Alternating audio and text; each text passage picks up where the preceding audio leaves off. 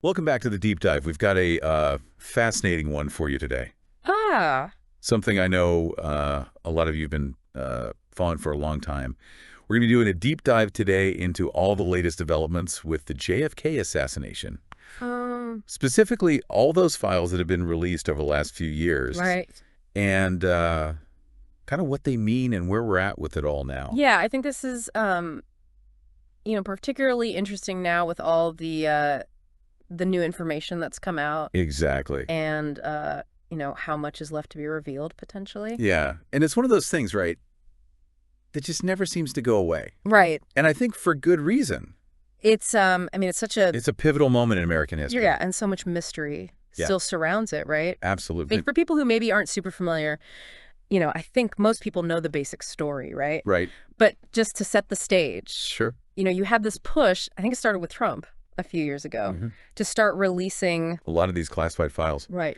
And He made a big deal about that. yeah, I think, whatever you think about Trump, I think it was probably a good thing. Yeah, I think so too.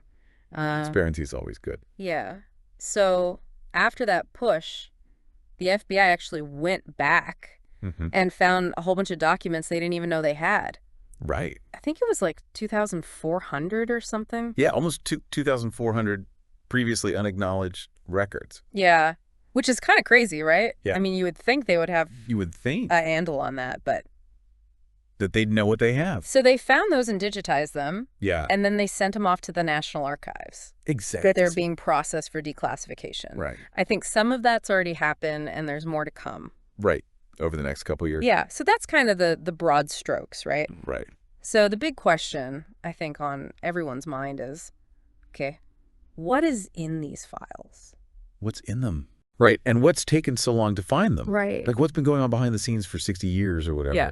I mean, you would think they would have gone through all this stuff by now. Especially with how much scrutiny this case has received. Right. So that's something we'll definitely dig into. But first, I think it's worth kind of talking about what the expectations are. Yeah.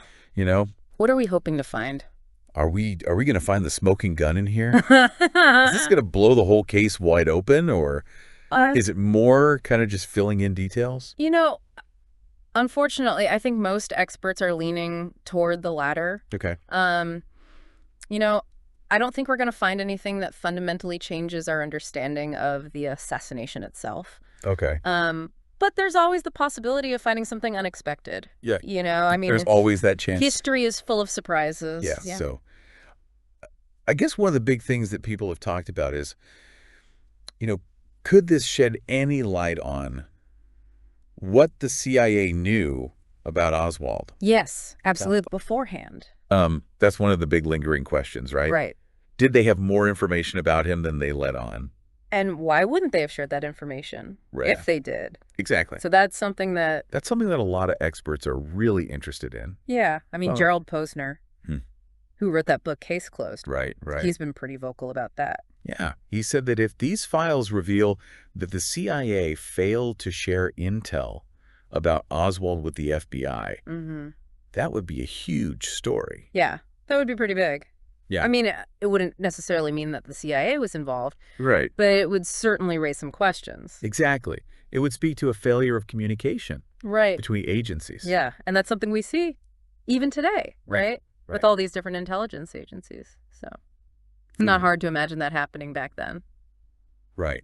Especially during the Cold War. Right. There was a lot of suspicion and mistrust. Yeah. So that's definitely something I think people are going to be looking for Right. in these files. Absolutely. And then the other thing about Oswald is, he went to the Soviet embassy Right.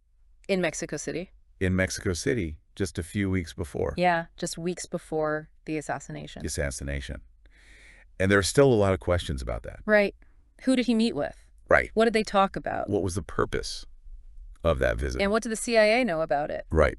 That's another big one. Absolutely.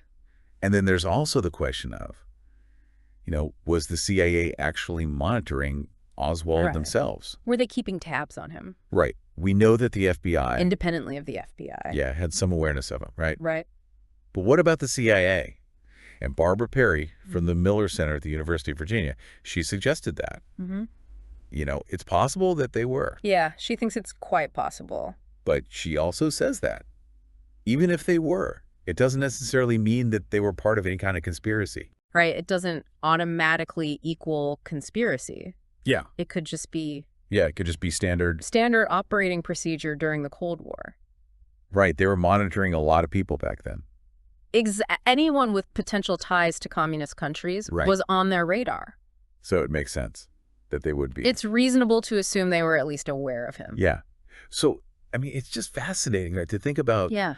the scale of all this. You know, we're talking about thousands of documents. And this is on top of the millions that have already been released. Right. It's a massive amount of information. Yeah. The National Archives has something like 5 million records. Yeah, over 5 million. Related to the assassination, which is just mind-boggling. It's a testament to how much this event has captivated the public imagination. Yeah. And how much scrutiny it's received. And most of those records Yeah. are actually already public. Yeah, something like 99% of the known documents have already been released. So what was in these files Yeah. that Trump ordered released? So those were mostly documents that had been previously redacted, Okay. meaning certain sections had been blacked out, Okay. and those redactions have now been removed. So what was the reason for redacting them in the first place? Well, from what we can tell, a lot of it had to do with protecting intelligence sources and methods. Okay. You know, they didn't want to reveal the identities of their informants Mhm. or compromise their techniques. Yeah. Makes sense. And some of it was probably also just to avoid embarrassment. Yeah. You know, there might have been things in there that made the government look bad Yeah. or that could have damaged relationships with other countries. Yeah. I mean, 60 years later, a lot of that stuff probably doesn't matter as much. Right. The statute of limitations has probably run out on most of it. But I guess they're still being cautious. Yeah. Better safe than sorry. Yeah. So the stuff that was redacted, Mhm. what does that tell us? So, from what we've seen so far, it's mostly focused on intelligence gathering Okay. and the CIA's activities, Mm-hmm. particularly related to Oswald. Okay. So not necessarily. They're not necessarily bombshells about the assassination itself, Okay. but more about the context. Yeah. The Cold War climate at the time Mhm. and how the CIA was operating. Yeah. And one guy, Mark Zaid, who was a national security lawyer, Right. he said that the released material gives us a great picture of the Cold War. Yeah, a snapshot of that era. Yeah. So even though it might not be the smoking gun that some people were hoping for, it's still valuable information Absolutely. for historians. It helps us understand the historical context. Yeah. And it's interesting to see how the CIA was working back then. Right, their priorities. Right, their methods. Yeah, so. How has the public reacted to all this? Well, there's definitely been a lot of media coverage. Yeah. I've seen some stuff. Yeah, about it. And people who are really into the JFK assassination Mm. have been poring over these documents. Yeah. I mean, it's, you know, the internet is full of. It's a field day for conspiracy theorists. Yeah. Yeah. But one interesting reaction came from Jack Schlossberg. Oh, yeah. JFK's grandson. He had some pretty strong opinions about it. What did he say?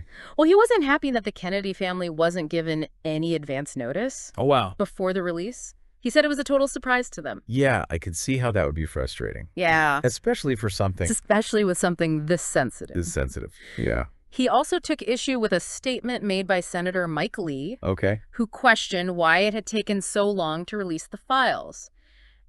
Schlossberg felt that Lee's focus was misplaced Okay. and that it was detracting from JFK's legacy. Interesting. Yeah, he thought it was more important to focus on JFK's life and achievements Okay. than on the circumstances of his death. Yeah, I mean, I can see both sides of that. Yeah, it's a complex issue. Yeah. He also criticized the media They've been- for giving the release so much attention. He felt it was overshadowing more important current events, Okay. what he called real news. Yeah, I mean, I guess it depends Okay. on what you consider real news, right? Right. What's the most pressing issue of the day? But it's interesting that he felt it was being overblown. Yeah, he felt that the focus should be on the present, Yeah. not the past. Okay, and so we've talked about all these documents that have been released, Right. but are there still some? They're being kept secret. Yes, there are. Okay, how many are we talking? According to Gerald Posner, there are still about 3,000 to 4,000 documents that haven't been fully released. And out of those, are any of them completely withheld? Yes, about 500 of them are still completely classified. Wow, so what's in those? Well, that's the big mystery. Yeah. But interestingly, Oswald's and Jack Ruby's tax returns are among those withheld documents. It's kind of weird, right? Yeah, you wouldn't think tax returns would be that sensitive. Yeah, I mean, it's not like nuclear launch codes. Right, but the National Archives has said that they're not subject to the disclosure requirements. So who knows what's in there? Maybe they'll be released someday. Yeah, maybe. So I think it's worth talking a little bit more about Trump's role in all this, because he made a lot of promises about declassifying these records. Right, he campaigned on it. Right, he said he's going to release everything. He was a big proponent of transparency. Yeah, but then he didn't really follow through. Well, he did eventually. But he was hesitant at first. Right. He said he was concerned about national security. Yeah, the CIA and the FBI weren't too happy about it. Right. They pushed back pretty hard. Yeah.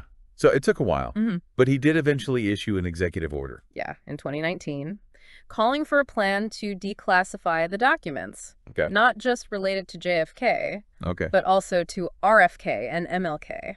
Interesting. So he broadened the scope a bit. Yeah, he said that continued secrecy was not in the public interest. Yeah. I mean, I think most people would agree with that. Right. So. Was that the end of it? Did everything get released? I mean, did that solve the problem? Well, not exactly. Okay. I mean, the executive order was a good first step, but the actual declassification process is ongoing. Yeah. And Jefferson Morley, who's a journalist who's written a lot about the JFK assassination. Okay. He said that the details and implementation are everything. Yeah, so it's not just about making a grand gesture. Right. It's about actually following through. Yeah. So we've talked about the new files. We've talked about the old files.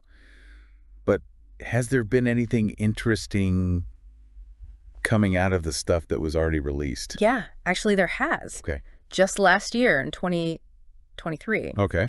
A former Secret Service agent named Paul Landis, Okay. who was in the motorcade. When Kennedy was shot, okay, he came forward and said that he believes a second bullet hit the car. Wow. After Kennedy was already hit. So that throws a wrench in the single bullet theory. Yeah, potentially. Right. Which is the idea that one bullet hit both Kennedy and Connolly. Right. So that's pretty big. It's a significant detail. Yeah, especially coming out so many years later. Yeah, it just goes to show that there are still things we don't know. Yeah. So for people who want to dig into all this themselves, how can they access these files? So the National Archives has a dedicated page on their website for the March 18th, 2025 release. Okay. And that's where you can find thousands of these files. Okay, great. But there's a catch, right? There is a bit of a catch. Most of the documents are just scanned images, and they don't have OCR. Which means what for people who don't know? It means you can't search them by keyword. Ah, okay. So you have to basically read through them all manually. Yeah, which could take a while. Yeah, it's a bit of a daunting task. But there's some good news. There is. The Mary Farrell Foundation, which has done amazing work. Incredible work. In making all sorts of documents related to the assassination accessible. Right. They're working on creating searchable PDFs. Yeah, so eventually you'll be able to search them by keyword. Oh, that's fantastic. Yeah, Jefferson Morley announced it on X and on the Foundation's website, which is maryfarrell.org. So if you're really interested in digging into this, definitely check that out. So as we wrap up here, what are the key takeaways? I think the big takeaway is that while we have a ton of new information, it's probably not going to rewrite history. Yeah. You know, we're probably not going to find a smoking gun that proves a conspiracy, but we are getting a much clearer picture of the Cold War and how the intelligence community was operating. And that's valuable in itself. Yeah, I think that's a good point. And it's also just fascinating to see how much interest there still is in this case. It's amazing. You know, 60 years later, people are still poring over these documents. And coming up with new theories. Trying to find the truth. It speaks to the power of this event and how it continues to resonate with us. So what do you think? What does this say about our relationship with history? You know, why are we so fascinated by these unsolved mysteries? I think it's because we crave closure.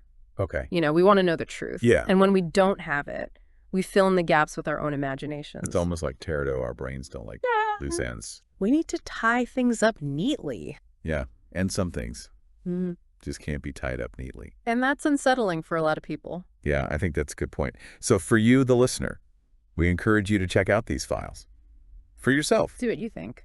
You can find them on the National Archives website. And keep an eye on the Mary Farrell Foundation for those searchable PDFs. They're coming soon. Thanks for joining us on The Deep Dive. We'll see you next time. Guys, see you in another podcast. Don't forget to subscribe to our channel.